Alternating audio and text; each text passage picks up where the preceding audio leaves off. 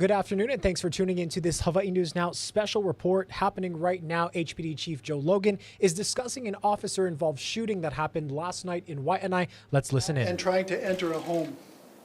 When officers arrived, they heard screaming from inside the home. They ran to the back of the house and found a male armed with a handgun. The male was standing just inside a shattered glass door. The closest officer repeatedly ordered the male to drop the firearm. Instead of putting the gun down, the male racked around or pulled the slide back and let it slide forward. At this time, the officer fired 2 rounds at the suspect. The male fell to the ground, and the officer administered first aid until paramedics arrived. Officers found 3 other adults in their home with gunshot wounds caused when the suspect fired into the house. A 4th adult sustained assault-type injuries, and 2 other adults and 2 juveniles were also at home uninjured. As you know, investigations and crime scene technicians worked all night at the scene. So far, it is determined that the suspect was involved in an argument in the street shortly before the shooting. The suspect, who lived across the street from where the shooting took place, argued with his girlfriend before her relative took her to his home. The suspect then went into his own home and came out with a rifle. He pointed the rifle at a neighbor and at the relative's home and tried unsuccessfully to fire the rifle. The suspect then went back into his own home and came out with a handgun, which is when he walked across the street and shot approximately 4 rounds into his girlfriend's relative's home. Officers arrived shortly thereafter. The investigation thus far has determined that the handgun used by the suspect at the home was stolen, and the rifle appears to be self-made. The suspect has 14 convictions, including 11 felony convictions.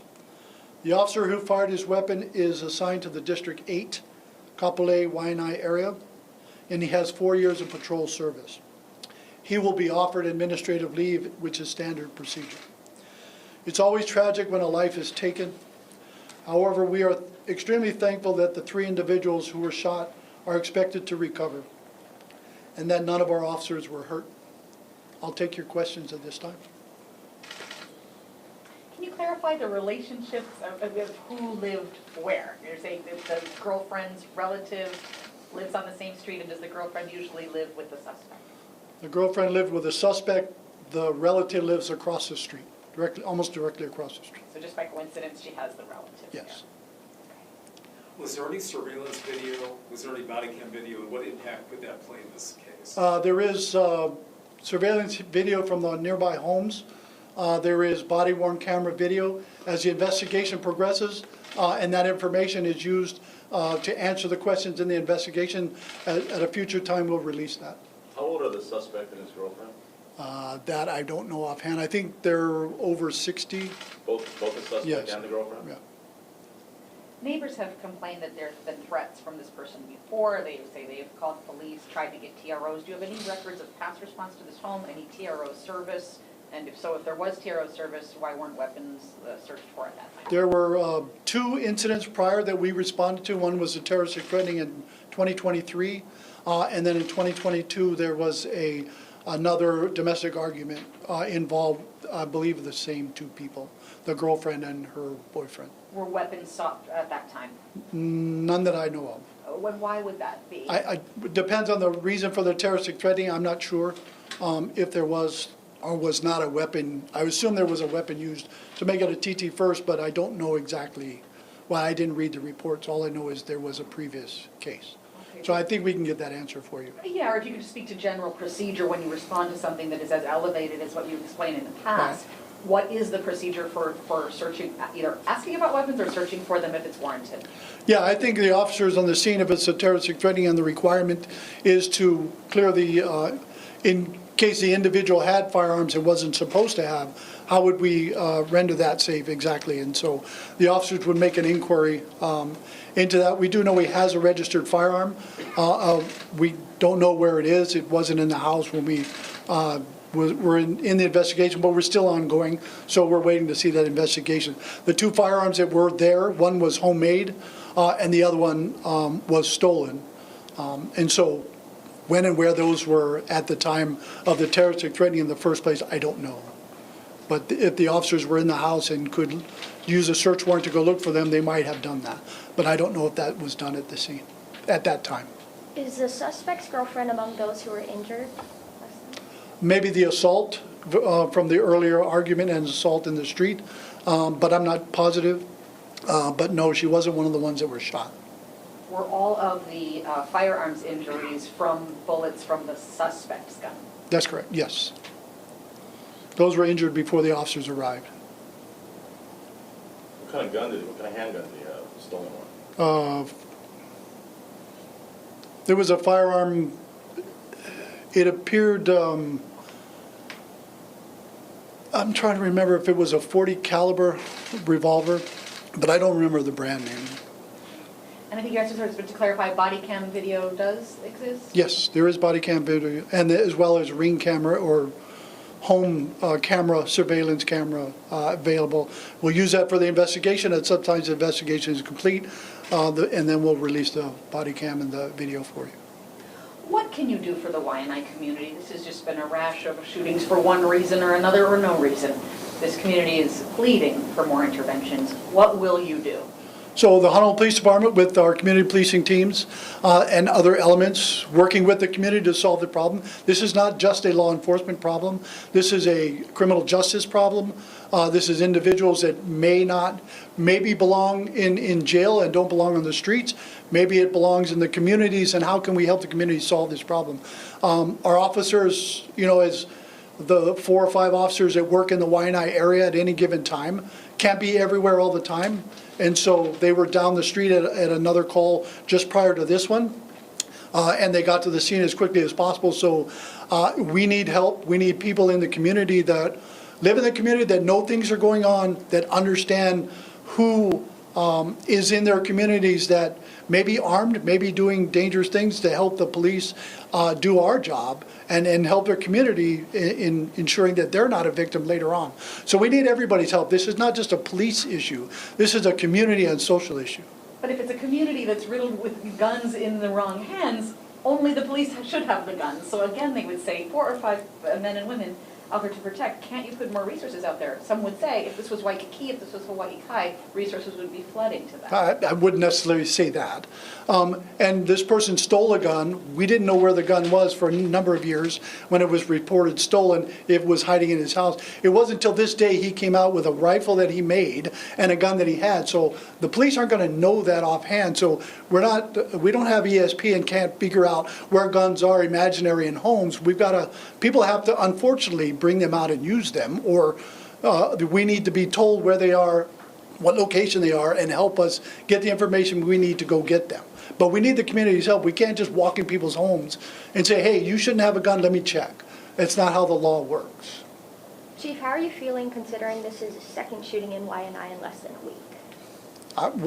Obviously, there's an issue and concern. We got to help the community solve this problem together, like I just explained. It's not just us. And Waianae is not the only place, unfortunately, we have shootings.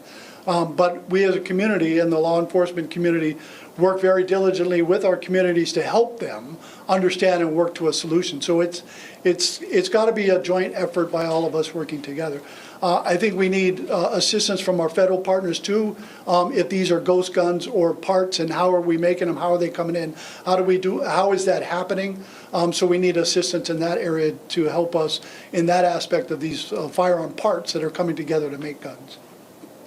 So what additional resources does HPD plan to put out there? If you mentioned this work that has to get done in the community level, down into the social services level, like what more can you do besides the 4 or 5 that are assigned to Waianae specifically? Like I said, the commander out there with the resources she has, working in the district, knows the district very well, and working with the community partners, working with the neighborhood security watches, the neighborhood boards, and the elected officials that are out there to come together to solve this problem, to find a solution and work together to solve the problem.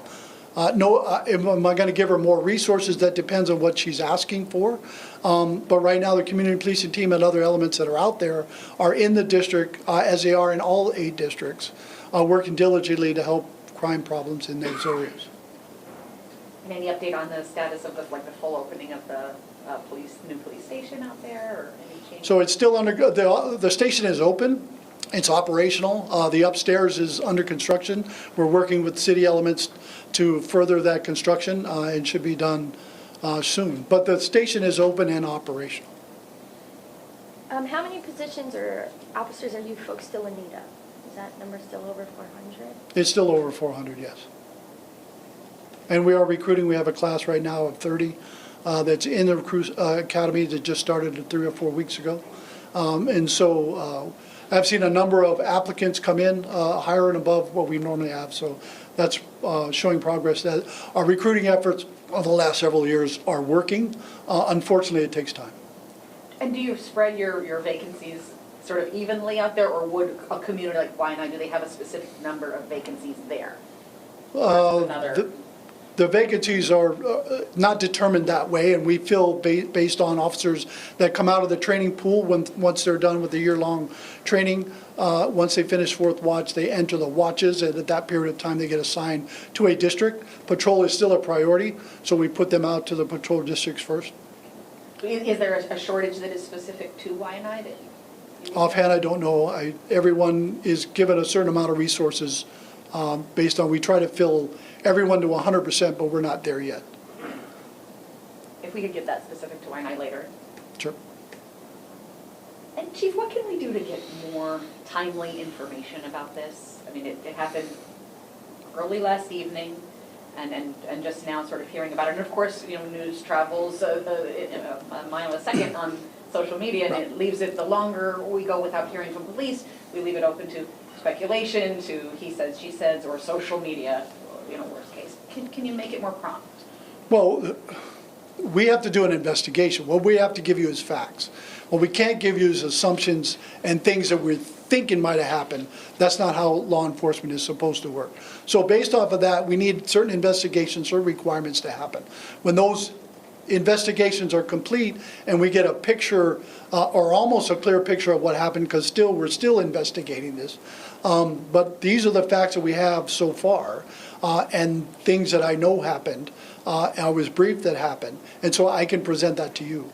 At the scene, you know, 2 hours into this, I can't provide you the full gamut of what you're looking for without being able to see the gamut of investigative work that went into it.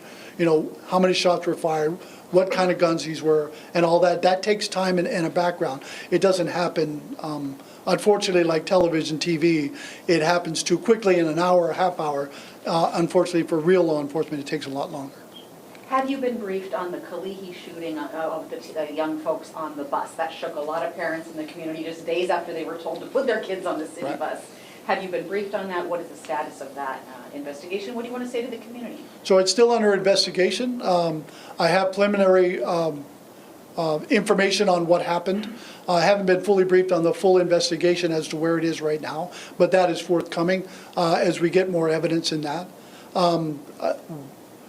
You know, the community, you just be aware of what's going on out there, be concerned, and if you see something, report something quickly to the police. Again, here's 2 individuals on a moped, I believe, or something to that effect, and then where did the gun come from? How long have they had the gun? Did anybody in their family know they had a gun and weren't supposed to? And did somebody call us to let us know, hey, police? So we need help from the community. Again, it goes back to what we were talking about earlier. This is community's got to help. Family members who know something got to help us take guns away from people that aren't supposed to have them, or we're going to use them in a manner such as this. So does it happen all the time? No, it's an unfortunate incident. This boy was hurt on the bus, and so what can we do as a community? Again, it's not just law enforcement. We need everyone help to solve these issues and concerns. So if the community is so important in that, especially if the community is so important in that, and you say, why wait till today, till us asking you to say something about that shooting? That's another shooting in our community that's just now being addressed publicly by HPD for the first time today. Back to the timeliness question. I think there was a presentation by the lieutenant of homicide providing information on that shooting. But by So yourself. it's not, by myself, yes. I don't speak on everything. When it's an officer-involved shooting, I'm in front of that, and I think that's my role. But if it's unfortunate incident where an officer is not involved in that shooting, then our homicide detail, our criminal investigation division, they have the lead and they're running those investigations. They would be more appropriate to give that information. What's the status of your review of the CRU unit?